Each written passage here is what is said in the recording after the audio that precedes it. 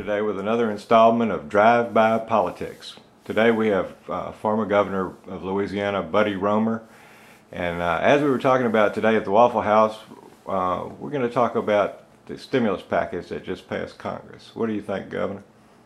Well, what little I know about it, I'm afraid of it. Now, I was in Congress, as you know, for 8 years, and I know how they work.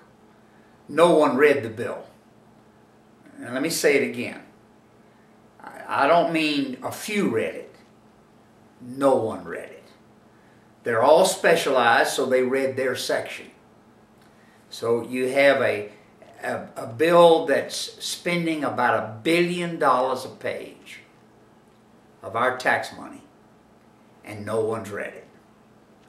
Number two, a stimulation at time of recession makes sense as long as the money is spent wisely and well during the recession. The bulk of this money is not spent for another 2 years, 3 years, in some cases 5, 6, 7, 8, and 9 years. So this is a spending bill, not a stimulation bill. Third, Louisiana fares very poorly in this bill. I know we have a few politicians that from Louisiana are saying, oh, look what I did for the state. Well, I think Louisiana gets $4 billion out of an $800 billion bill.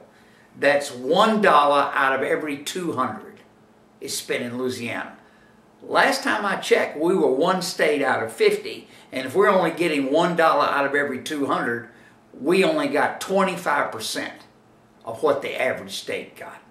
Number four, this bill will hurt our economy, short and long term. The spending is not focused. It takes place years from now. Our taxes will go up because of it. That's the only way we can pay the money back, and that will hurt the economy. In the short term, you would like to spend money on twofers. That is, something that would help you now and something that would last long term. What would be an example of that? It would be infrastructure. It would be highways. It would be bridges. We need them now. We can spend the money now. We can put people to work now. But the lasting effect will last for 100 years. So the president should go after twofer things.